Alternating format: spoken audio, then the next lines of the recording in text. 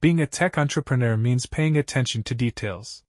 Spotting patterns, predicting outcomes, and innovating solutions were what made me successful. It's ironic how those same skills unraveled the life I thought I knew. Emma and I had been married for 8 years, and for most of that time, I considered myself lucky. She was sharp, beautiful, and independent, everything I admired in a partner. She ran a consulting business from home, and I ran a tech startup that had finally started making waves. We were busy, sure, but who isn't? Our evenings were filled with casual conversations about our work, shared meals, and jokes about the chaos of adulting. At least, that's how I saw it. But things changed. At first, it was subtle. Emma became glued to her phone, smiling at messages and swiping away notifications with a speed that raised my eyebrows. When I'd ask what was so funny, she'd shrug and say, "Just a meme." Fair enough. She was in a WhatsApp group with her girlfriends, and they were always trading jokes. But then she started putting her phone face down, a small gesture, but one that sent a ripple of doubt through my mind. Late nights followed. Client dinners, she called them. Strategy sessions. It made sense. Her work demanded a lot of networking. But soon, these nights started stacking up like poker chips, each one more suspicious than the last. She came home later and later, smelling faintly of cologne that wasn't mine. I convinced myself it was paranoia. After all, I'd been pulling long hours at the office, too. Maybe the distance was my fault. The tipping point came one night when Emma fell asleep with her phone charging on my side of the bed. Her phone buzzed, lighting up the room. Groggy but curious, I turned to glance at the screen. A message from someone named Chris popped up, followed by a string of hearts and a kiss emoji. My chest tightened. The name wasn't familiar. I told myself not to jump to conclusions, but when her breathing deepened, I picked up her phone. My hands were trembling as I unlocked it, years of trust warred with the gnawing suspicion in my gut. The message thread was a Pandora's box of betrayal. Flirtation gave way to graphic exchanges, then to logistical planning, where to meet, how to avoid suspicion. Chris wasn't just a colleague or an old friend. He was something much worse. The messages painted a picture of stolen moments in upscale hotels and whispered phone calls while I was none the wiser. I felt like I'd been punched in the gut, my breath coming in short, ragged gasps. My wife, my Emma, was cheating on me. She stirred beside me, and I froze. Her arm reached across me, brushing my chest, a gesture that once felt intimate but now felt staged. I set the phone down, my heart pounding so loudly I was sure it would wake her. I lay awake for the rest of the night, staring at the ceiling and running through every moment that could have been a clue. Had I missed the signs? Or worse, had I ignored them? Morning came too soon. Emma woke up with a yawn, stretching in that lazy, elegant way she always did. She smiled at me, kissed my cheek, and headed to the bathroom without a care in the world. I watched her go, my mind a storm of anger and disbelief. Confronting her right then felt too impulsive. I needed more than just my word against hers. I needed proof, irrefutable evidence. After she left for a supposed client meeting, that evening, I got to work. Using burner accounts and everything I knew about Chris from their messages, I created a fake social media profile. It was surprisingly easy to mimic him. I used a stock photo of a generic good-looking guy, added details gleaned from their conversations, and sent her a message. "Hey, beautiful. Miss me?" Her response came almost immediately. "Hey! You're brave messaging me here. But yeah, I miss you." A chill ran down my spine. She believed it was him. I wanted to smash my phone, but instead, I played along, digging for more details. I crafted each message carefully, steering the conversation into directions that gave me what I needed: confirmation, plans, secrets. "You ever worry about us getting caught?" I asked one evening. "Not really," she replied. "He's too busy with work to notice. Besides, we're careful." Her confidence enraged me. It was as if she had dismissed me, written me off as some oblivious fool. But I wasn't. I was taking notes, gathering screenshots, and documenting every exchange. At home, Emma acted like nothing had changed. She kissed me goodbye in the mornings, asked about my meetings, and even planned a weekend trip for us. It felt surreal, like living with a stranger who was pretending to be my wife. Every touch, every laugh now felt scripted, hollow. What hurt most wasn't just the betrayal. It was realizing how long she had been lying to me. How many nights had I stayed late at the office, grinding away to secure our future, while she was out with him? How many kisses had I given her that she had already shared with someone else? But I wasn't done. No, I was just getting started. This wasn't just about revenge. It was about regaining control. I had been blindsided, but now I had the power to blindside her. Emma had underestimated me, and she was going to regret it. In the days that followed, my life became a study in contradictions. Outwardly, I was the same person, handling meetings, strategizing with my team, and sharing meals with Emma like everything was fine. Inside, I was a storm, a boiling mass of rage, hurt, and icy determination. I had become an actor in my own life, smiling and laughing while my mind worked overtime, piecing together the puzzle of her betrayal. The fake Chris profile turned into a lifeline. Through it, I gathered more than just words. Emma's responses gave me timelines, locations, and even the tone of their relationship. The messages were filled with promises of a future that didn't include me, plans for trips and whispered dreams of a life together. Every word stung, but they also fueled my resolve. One message in particular stuck with me. Chris, do you think he suspects anything? Emma, not a chance. He's too busy saving the world, working late nights. If he even notices, I'll just say it's work stress. Work stress. That's what she called the growing distance between us, the slow unraveling of what I thought was a solid marriage. I almost crushed my phone when I read it. But instead I took screenshots, adding them to the growing collection of evidence. As I delved deeper into their conversations, I learned more about Chris. He was a fitness trainer Emma had met at her gym, a detail that suddenly made her newfound obsession with workouts crystal clear. He wasn't particularly bright, but he was charming, or at least Emma seemed to think so. That explained the selfies, the lingering glances at her phone, and the sudden influx of gym gear that she'd insisted she needed. I wasn't just relying on messages, though. One evening, after Emma left for one of her supposed strategy sessions, I followed her. I parked a safe distance away, careful not to be seen as she pulled into the lot of an upscale hotel downtown. My heart sank as I watched her enter through the lobby's revolving doors, a small overnight bag in hand. She looked carefree, even excited, nothing like the woman I thought I knew. I waited. 30 minutes later I saw him. Chris. He was younger than me, maybe in his early 30s, with the kind of chiseled jawline you'd expect to see in fitness commercials. He strolled into the hotel with an air of confidence, as if the world owed him something. My blood boiled as I watched him disappear through the same doors Emma had walked through.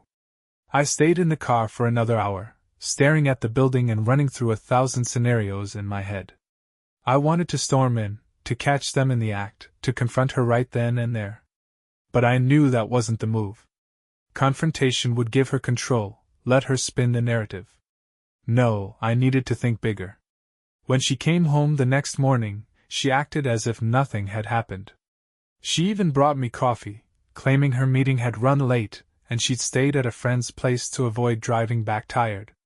I thanked her, even smiled, and asked about her friend. Watching her lie so effortlessly was almost impressive. Almost. By then, I had already decided to up the ante. I wasn't just going to sit back and wait for more evidence to fall into my lap. I was going to create it. My tech background came in handy here. I set up a keylogger on her laptop, something subtle enough that even she wouldn't notice. Every keystroke, every login, and every message was sent straight to my private server. It was invasive, sure, but at that point, privacy was a luxury Emma had forfeited. The results were almost immediate. I learned about hidden email accounts, secret rendezvous, and even a burner phone she used to contact Chris when she thought I wasn't looking. The more I uncovered, the more detached I felt from the person I'd married. This wasn't the woman I'd shared 8 years with. This was a stranger. The most damning piece of evidence came one Thursday evening. I was at my desk, pretending to work, while Emma sat on the couch scrolling through her phone. My screen lit up with a notification, a message from her to Chris, intercepted by the keylogger. "I wish I could see you tonight," she wrote. Chris responded almost instantly. "Me too. Can't wait for our weekend getaway. Just us. Weekend getaway." I hadn't heard about any trips, but the message made it clear this was happening soon. It was time to act. The following day, while Emma was out, I went through her closet and found the bag she had prepped for the trip. Inside were the usual essentials: clothes, toiletries, and a small red box I almost didn't notice. My stomach twisted as I opened it. Inside was a silver bracelet, engraved with the words, "Forever yours, E." The audacity of it all left me breathless. I snapped a photo of the box and its contents before putting everything back as I found it. She wouldn't suspect a thing. That evening, I set the stage for what would be the beginning of the end. I logged into the fake Chris account and sent her a message. "We need to talk about our plans. There's something you should know." Her reply came fast. "What's wrong?" I didn't answer right away. Letting her stew was part of the plan. If I was going to take her down, I needed her nervous, paranoid. And when the time came, I'd make sure the truth hit her like a tidal wave. By now, every smile, every "good morning," and every kiss on the cheek from Emma felt like acid on my skin. It was all fake, an elaborate facade. But I couldn't let her know that I was onto her. Not yet. Timing was everything, and I wasn't going to waste this opportunity by rushing. I had to play my cards perfectly. The weekend getaway was just 2 days away, and the pieces of my plan were finally falling into place. I had everything I needed: the messages, the locations, the fake Chris account, and her unwitting admission of guilt. The hardest part was pretending that everything was normal. I made small talk over dinner, feigned interest in her mundane stories, and even kissed her goodbye in the mornings. Each moment felt like a betrayal of my own dignity, but I reminded myself that the payoff would be worth it. The night before her trip, Emma was unusually cheerful. She hummed to herself as she packed her bag in the bedroom. I watched from the doorway, sipping a glass of whiskey and pretending to be engrossed in an email on my phone. Inside, I was boiling. There she was, preparing for a romantic weekend with another man, right in front of me, as if I didn't exist. "Excited for the weekend?" I asked casually, taking a sip. She hesitated for half a second before smiling. "Yeah, it's just a work retreat. It'll be nice to get away and recharge." I nodded, suppressing the urge to throw the glass against the wall. Instead, I leaned into the lie, offering her a warm smile. "You deserve it. You've been working so hard lately." Her expression softened, and she walked over to kiss me. "You're so sweet, you know that?" Sweet. That's what she called me. Sweet, while she planned to betray me again. I forced a chuckle. "Well, you better get some sleep. You've got a big weekend ahead." The next day, Emma left early. She kissed me goodbye at the door, her overnight bag slung over her shoulder. "I'll call you when I get there," she said, her voice light and carefree. I nodded, watching her walk to the car. "Have fun," I said, the words dripping with a double meaning she couldn't possibly catch. As her car disappeared down the street, I downed the rest of my coffee and got to work. First, I logged into the fake Chris account. I sent her a message. "Hey, gorgeous. Let me know when you're on your way. I can't wait to see you." Her reply came within minutes. "Already on the road. Can't wait either. This is going to be amazing." Perfect. While she drove to the hotel, I set up my digital arsenal. The piece de resistance of my plan was a piece of deepfake technology I'd been working on as a side project for months. It was still experimental, but it was convincing enough for what I needed. Using photos and audio snippets I'd gathered from their messages, I crafted a video of Chris. In it, he confessed to using Emma. He spoke about how she was just a distraction, a plaything, and how he was already seeing someone else on the side. The tone was cold, detached, and cruel, a perfect reflection of how Emma would feel when she saw it. The video took hours to render, but it was worth every second. By the time it was finished, I had something so damning that it would leave no room for doubt. Now, all I needed was the right moment to deploy it. That evening, while Emma and her lover were no doubt enjoying their first night together, I made my move. I uploaded the video to a cloud storage account and set it to private, then drafted an email to a select group of recipients, her family, our closest friends, and a handful of her professional contacts. The subject line was simple: the truth about Emma. I didn't send it yet. Timing was everything. The next day, I drove to the hotel where they were staying. I'd already tracked Emma's location using the GPS device I'd discreetly placed in her car weeks earlier. It wasn't hard to figure out which room was theirs. Her messages with Chris had mentioned the suite number. I parked across the street, my laptop open on the passenger seat. Through the fake account, I sent her a message. "We need to talk. Meet me in the lobby in 10 minutes. I watched from my car as Emma emerged from the hotel, looking slightly flustered but still composed. She scanned the lobby, no doubt looking for her lover. Meanwhile, I was already uploading the deepfake video to every digital screen in the lobby, the TVs, the digital signs, even the scrolling banner behind the front desk. The technology I'd developed allowed me to remotely override the system, and within seconds, Chris was on every screen, delivering his brutal confession. Emma froze, her eyes wide with shock as the video played. People in the lobby stopped to watch, some whispering, others openly staring at her. Her face turned crimson as the words hit her like a series of punches. "She was fun," the fake Chris said with a smirk. "But I never cared about her. She was just easy." By the time the video ended, Emma looked like she was about to collapse. I stayed in the car, watching from a distance as she stumbled back toward the elevators, trying to escape the humiliation. I hit send on the email. The trap was sprung. Now all I had to do was wait. By the time I returned home that evening, the digital grenade I had thrown into Emma's life had already exploded. My phone buzzed incessantly with notifications, texts, emails, missed calls.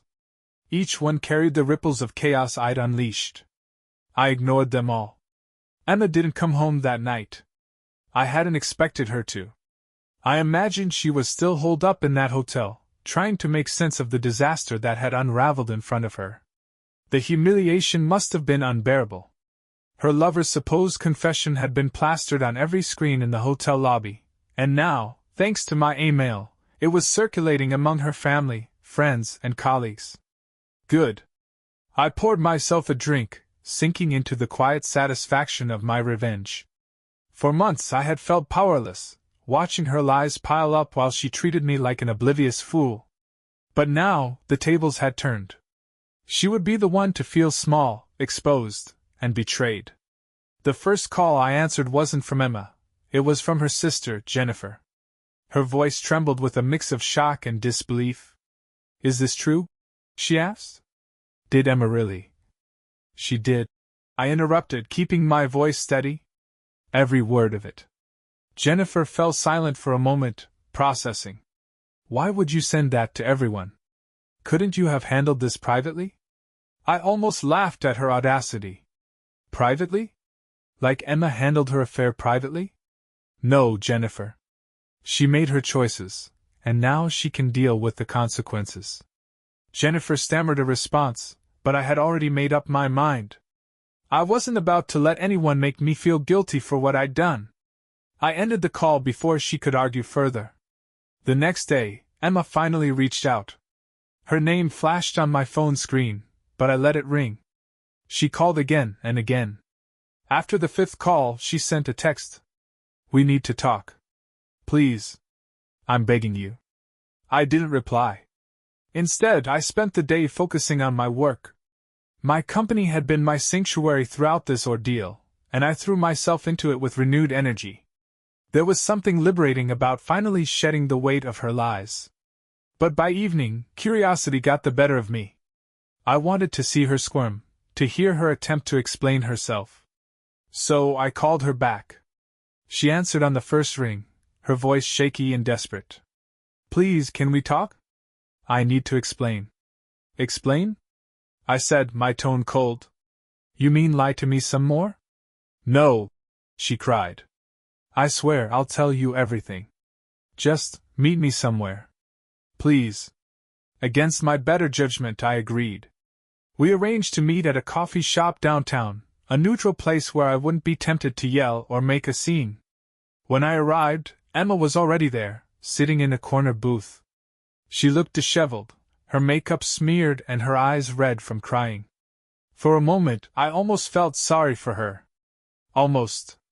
"Thanks for coming," she said as I slid into the seat across from her. "I'm not here for you," I replied flatly. "Say what you need to say." She clasped her hands together, her knuckles white. "I know I messed up. I know I hurt you. But this, what you did, you humiliated me in front of everyone. My family, my friends, my clients. They all saw that video." "Good," I said, leaning forward. "Now you know how it feels to be betrayed." Tears welled up in her eyes, but I didn't flinch. This wasn't the time for pity. It wasn't supposed to happen like this. She whispered. "I didn't mean for it to get so far. Chris, he made me feel special, like I mattered. I was lonely, and you were always so busy." "Stop," I said, cutting her off. "Don't you dare try to blame this on me. I worked my ass off for us, for you. And while I was out there building a future, you were sneaking around with him." She didn't have a response to that. Instead, she looked down at her hands, the silence stretching between us like a chasm.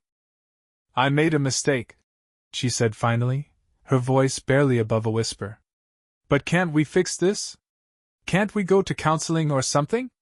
I laughed bitterly. "You think counseling can fix this? Emma, you didn't just cheat. You lied to me for months, you planned a future with someone else, and you laughed behind my back. Counseling doesn't erase that." Her tears flowed freely now, but they didn't move me. I had shed enough of my own. "Please," she begged, reaching across the table for my hand.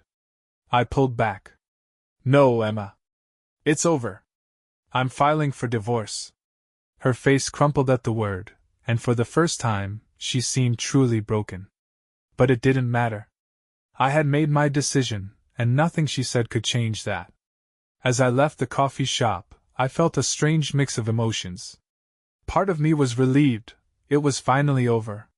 But another part of me couldn't ignore the gnawing emptiness that had replaced the love I once felt for her.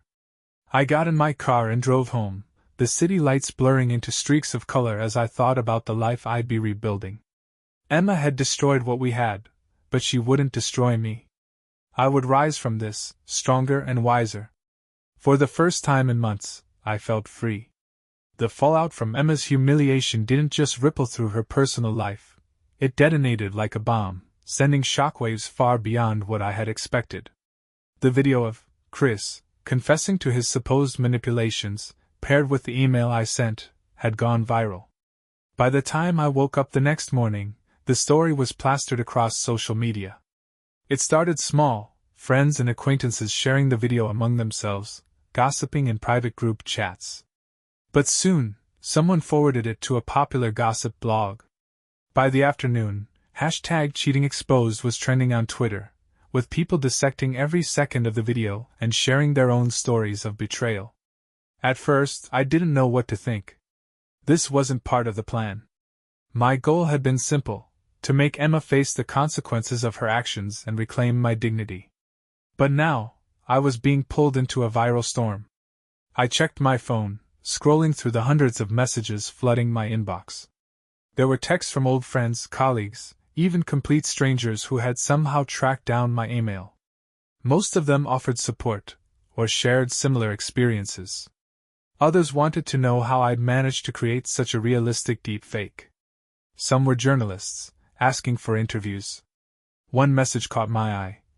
"This is the most brilliant revenge I've ever seen. You're a legend. Teach me your ways. It was absurd, really, but I couldn't help but chuckle. Emma, meanwhile, was dealing with the brunt of the backlash.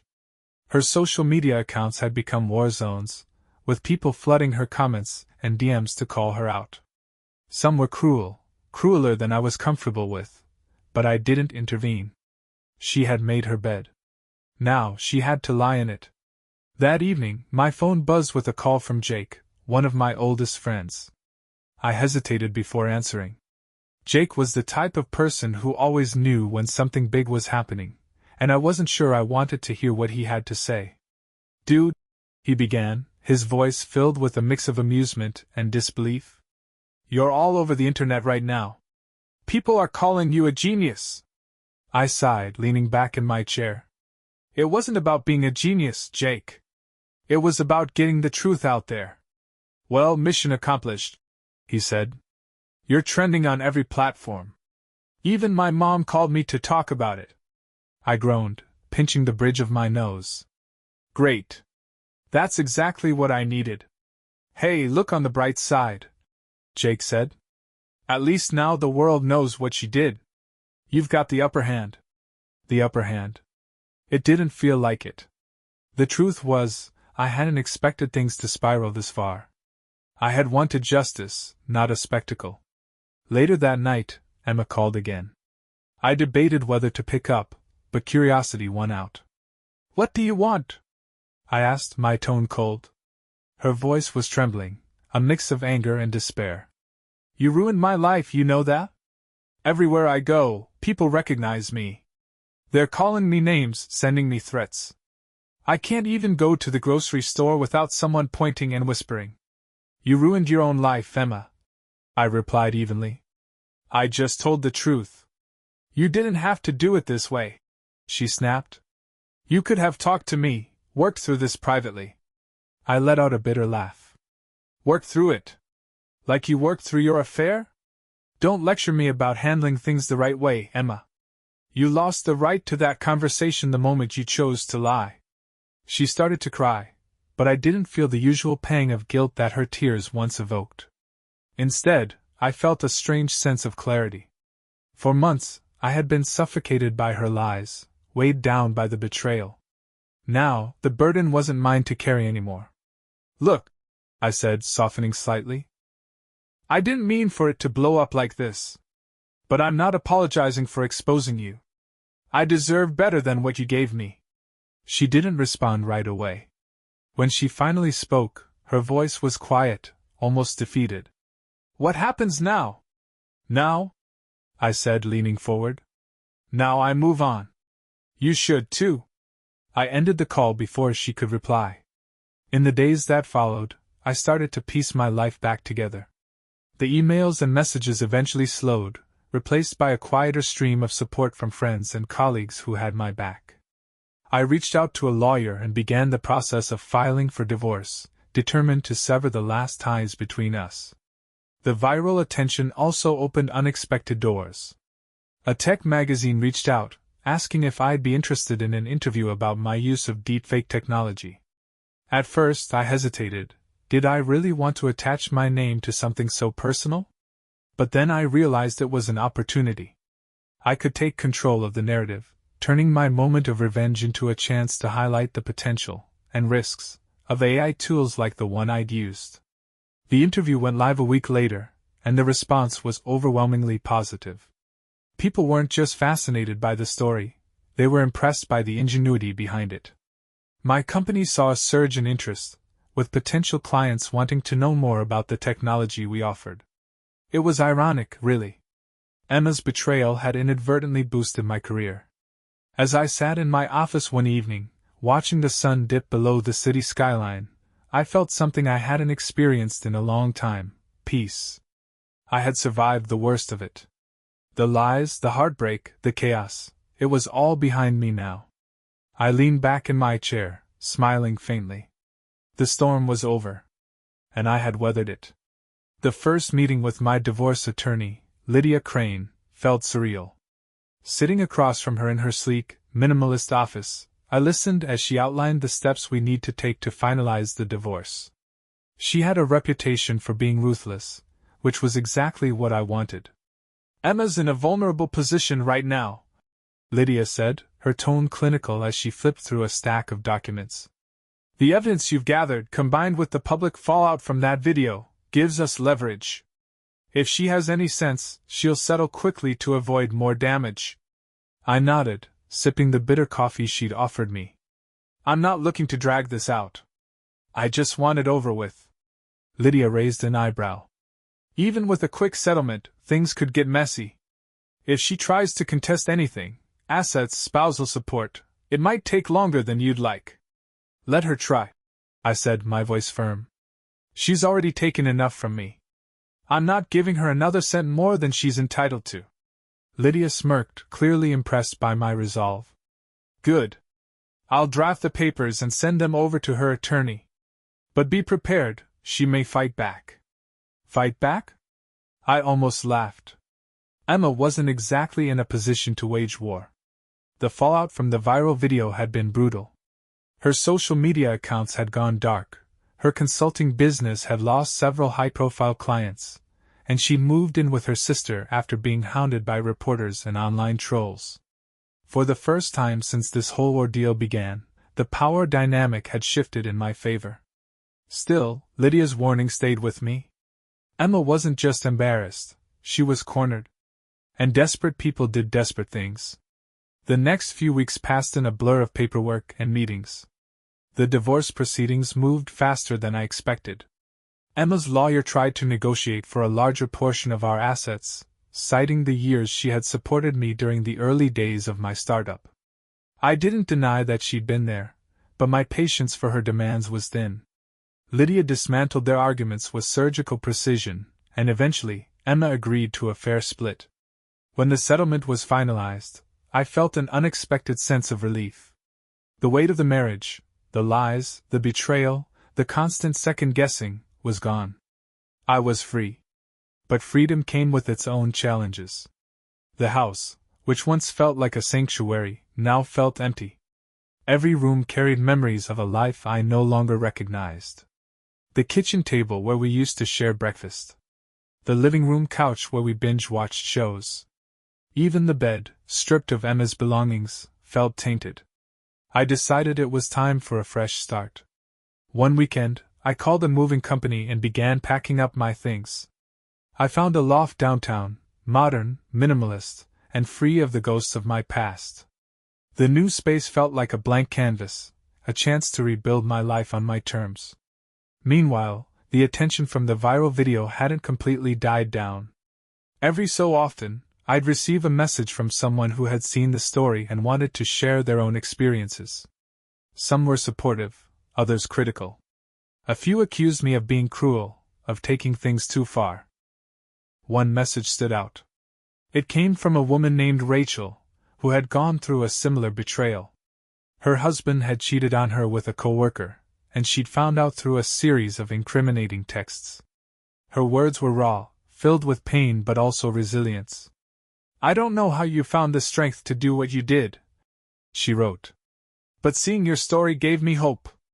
It reminded me that we can survive even the worst betrayals. Thank you for sharing your truth." I read her message several times, letting her words sink in. For all the chaos and unintended consequences of my actions, it was moments like this that reminded me why I had done it. People deserve the truth, even if it hurt. A month after the divorce was finalized, I received an unexpected email from Emma. It was short, just a few lines. "I don't expect you to forgive me. I just wanted to say I'm sorry for everything. I know I hurt you in ways I can't undo, and I'll live with that regret for the rest of my life. I hope you can find happiness again.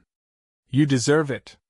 I stared at the screen for a long time, my emotions warring inside me. Part of me wanted to reply, to tell her exactly how much damage she'd done. But another part of me, the part that was tired of holding on to anger, realized there was no point. The past couldn't be changed, and I wasn't about to let her apology reopen wounds I was finally beginning to heal. I closed the email without responding.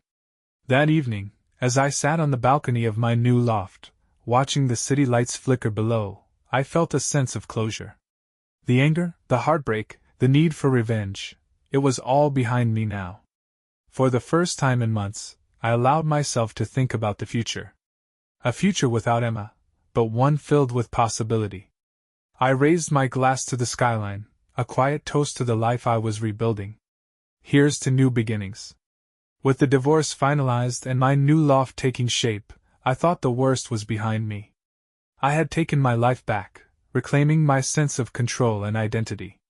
But life has a funny way of throwing curveballs just when you think you've got it all figured out. It started with a message in my inbox. At first glance, it looked like another fan email, one of many I'd received since the video went viral. But this one wasn't from a stranger. It was from Chris. The real Chris. The subject line was blunt. "We need to talk." I stared at the email for a long time, my heart pounding in my chest. What could he possibly want? He had already taken so much from me. What more was there to say? Against my better judgment, I opened the message. "I know who you are, and I know what you did. I don't care about the video. I'm not here to argue about that. But what you don't know is that Emma wasn't completely honest with you, about me, or about what she was really planning. Meet me if you want to hear the truth." Attached was an address for a coffee shop across town, along with a proposed time, tomorrow at 3 p.m. The email left me reeling. What was this about? What could he possibly tell me that I didn't already know? My first instinct was to delete it, to move on and avoid the risk of reopening old wounds. But curiosity, that relentless force, wouldn't let me ignore it. If there was more to the story, I needed to know. The next day, I found myself sitting in the corner booth of a small, nondescript cafe, nursing a cup of black coffee. Chris walked in right on time. He was taller than I remembered, with a confident swagger that grated on my nerves. But his face held none of the smugness I had expected. Instead, he looked wary. Maybe even nervous. "Thanks for coming," he said, sliding into the seat across from me. His voice was softer than I'd imagined, lacking the arrogance I had attributed to him. I didn't bother with pleasantries. "What do you want, Chris?" he sighed, rubbing the back of his neck. "Look, I know you hate me. And you have every right to. What I did was wrong, and I'm not here to make excuses. But there are things you don't know. Things you deserve to know." I crossed my arms, leaning back in my chair. "Like what? That you slept with my wife? That you helped destroy my marriage? Trust me, Chris, I'm well aware." He flinched but pressed on. "Emma lied to both of us. She told me she was planning to leave you, that the two of us would start fresh. She even said she'd already filed for divorce. But she hadn't, had she?" "No," I said coldly. "She hadn't." Chris nodded, his jaw tightening. "That's what I thought. She told me you were abusive, controlling, that you didn't let her have a life of her own. She said she was trapped." I scoffed, anger bubbling to the surface. "Trapped? I gave her everything. Freedom, support, a partnership. If she felt trapped, it was by her own guilt." "I know that now," Chris said quietly. "But at the time, I believed her. She said all the right things to make me feel like I was saving her, like I was the good guy." It wasn't until the video went viral that I realized she was manipulating both of us. I studied his face, searching for any hint of deception. To my surprise, he looked genuinely remorseful. "Why are you telling me this now?" I asked. "What's in it for you?" He hesitated, then sighed. "Because I'm done with her.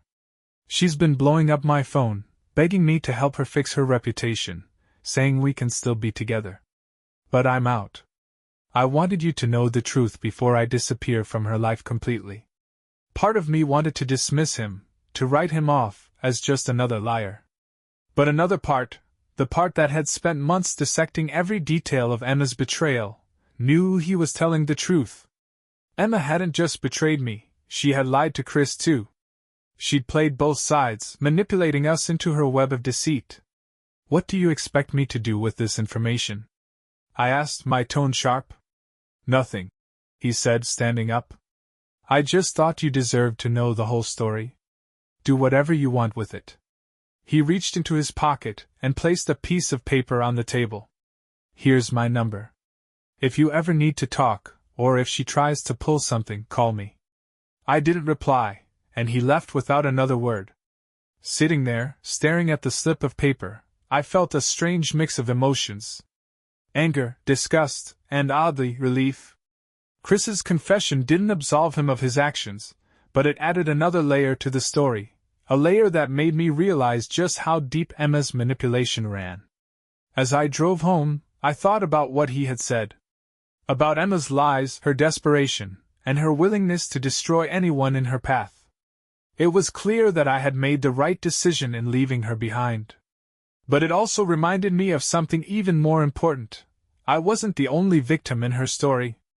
Emma had left a trail of destruction in her wake, but I wasn't going to let her define my future. I was done looking back. It was time to focus on what lay ahead. In the weeks following my meeting with Chris, I felt a strange sense of finality. His revelations about Emma's lies didn't stir up the rage I'd expected. Instead, they brought a kind of closure, a confirmation that walking away from her had been the only path forward. Emma's betrayal was no longer the focal point of my life. It was a chapter one was determined to leave behind. My days grew quieter, more purposeful. Without the weight of a crumbling marriage, I found myself channeling all my energy into rebuilding my life. The loft I'd moved into began to feel less like an empty shell and more like a home. Each new piece of furniture, each carefully chosen decoration, was a step toward reclaiming my independence. The work at my tech company also became a welcome distraction. The viral attention from the deepfake video had drawn in more clients than I could have imagined. While some of the buzz was clearly voyeuristic, a fascination with the revenge story, many inquiries were from legitimate businesses curious about how the technology could be applied ethically. I saw an opportunity to shift the narrative and turn a moment of personal chaos into a professional triumph.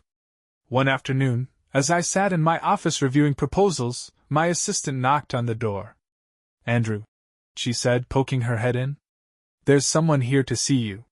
She doesn't have an appointment, but she says it's important." I frowned. "Who is it?" She said her name is Rachel. Rachel. The woman who had emailed me weeks ago, sharing her own story of betrayal. Curiosity piqued, I told my assistant to let her in. Rachel was in her early 30s, with a quiet strength about her that immediately caught my attention. Her dark hair was pulled into a practical ponytail, and her expression was a mix of determination and nervousness. "Hi," she said, extending her hand. "I hope I'm not interrupting. I wanted to thank you in person." "For what?" I asked, shaking her hand. "For giving people like me a voice," she said, taking a seat across from my desk. "When I saw your story, it was like someone finally understood what I'd been through. You didn't just expose what happened, you took control. It reminded me that I can do the same." Her words caught me off guard. In the chaos of everything that had happened, I hadn't stopped to think about the ripple effects of my actions. Hearing Rachel's gratitude felt strange but also deeply validating. "I'm glad it helped," I said honestly. "But you didn't have to come all this way just to tell me that." She smiled. "Maybe not. But I've been following your work, and I think we can help each other." Her confidence intrigued me. Rachel explained that she was a writer and activist, working on a project to shed light on the emotional and financial toll of infidelity. She wanted to collaborate, use my story and expertise with technology to create a platform for people to share their experiences and find support. I was hesitant at first. My instinct was to distance myself from the story, not dig deeper into it.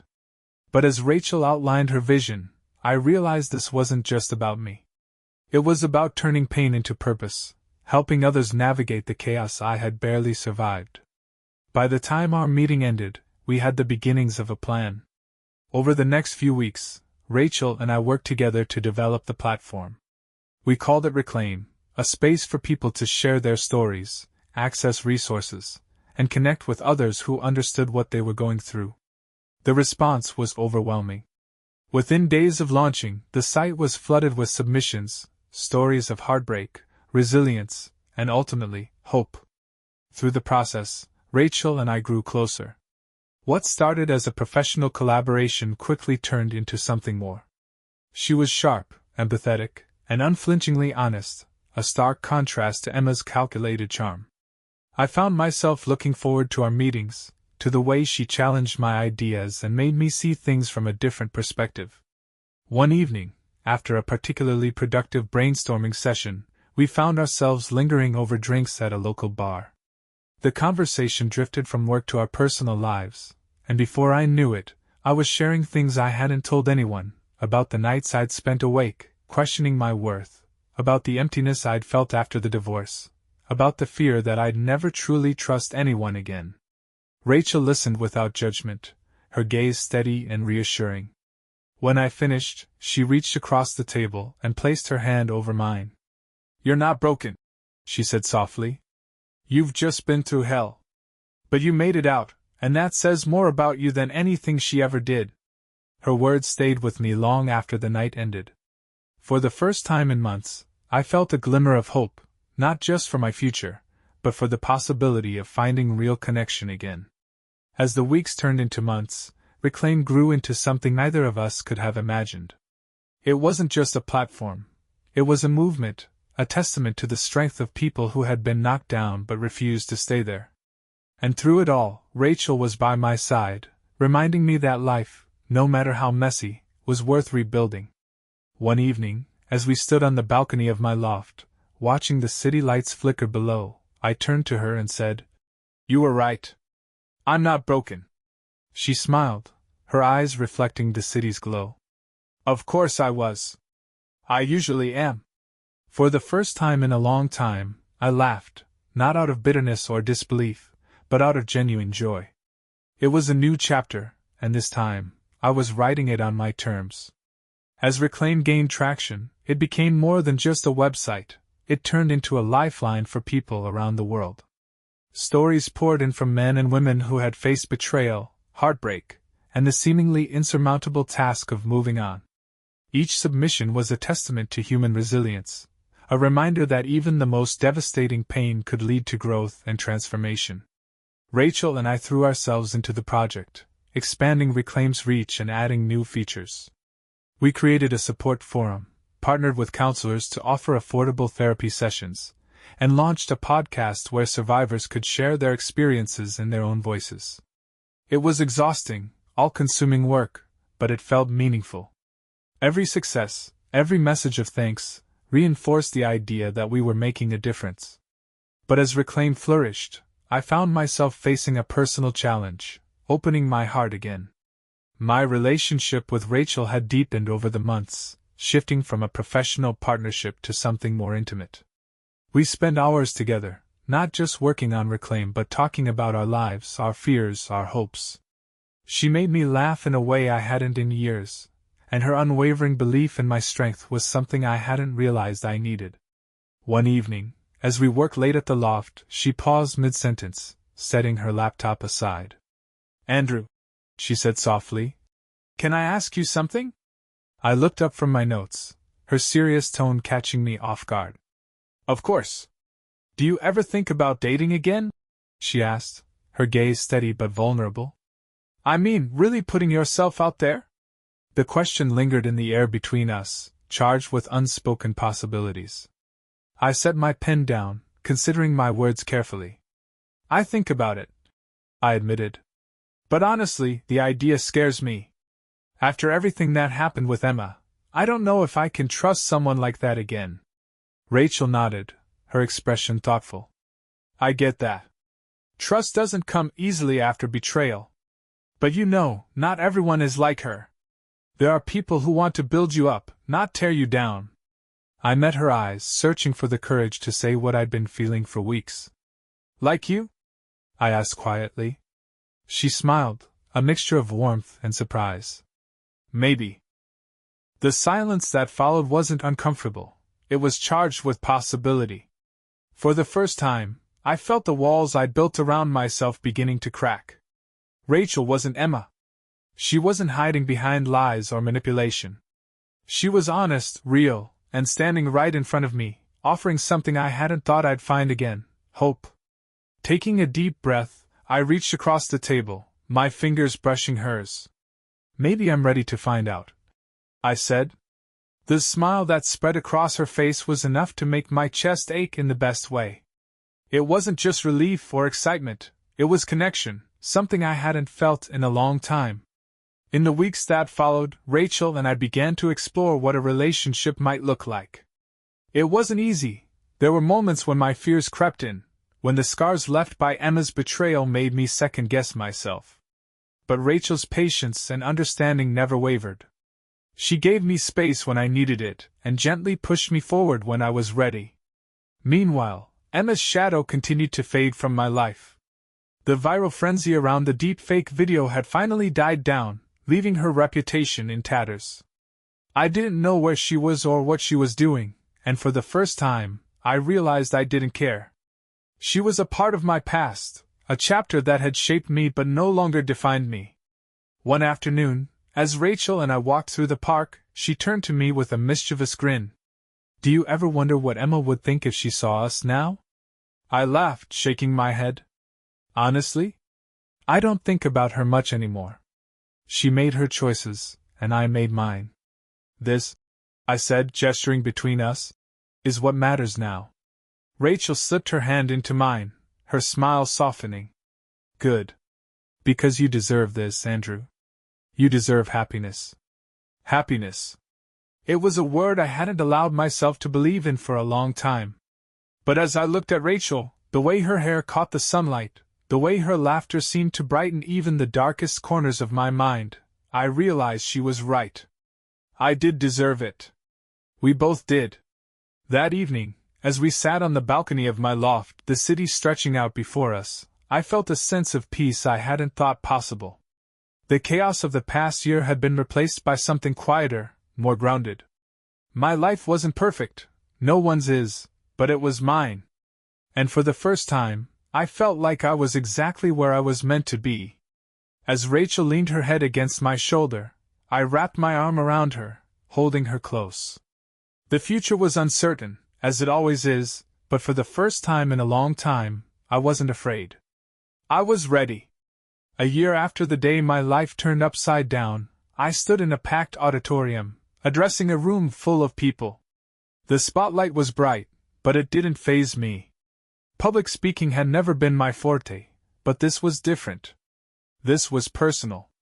Reclaim had grown into a global movement, a safe haven for thousands of people navigating the fallout of betrayal and heartbreak. What had started as a small platform for sharing stories had evolved into a multifaceted organization offering counseling services, workshops, and even legal resources for those blindsided by infidelity. I'd been invited to speak at a conference on emotional resilience, and while I wasn't used to being the center of attention, I knew my story could help others. "Pain has a way of consuming us," I said, my voice steady as I scanned the audience. "When I discovered my wife's betrayal, I thought I'd never recover. I was angry, hurt, and lost. But the truth is, pain doesn't have to define us. It can shape us, yes, but it can also teach us about strength, about boundaries, and about the kind of people we want to be." The room was silent, the audience hanging on my every word. I glanced toward the side of the stage, where Rachel stood, her presence a quiet reassurance. She smiled at me, and I felt a surge of confidence. "Betrayal," I continued, "has a way of making us question everything, our worth, our judgment, even our identity. But here's what I've learned, it's not the betrayal that defines us. It's how we choose to respond. I chose to reclaim my life, to rebuild it on my terms. And if I can do it, so can you." The applause was thunderous as I stepped back from the podium. I nodded my thanks, a mix of relief and pride washing over me. This moment wasn't just about sharing my story, it was about closing the chapter on the most painful period of my life.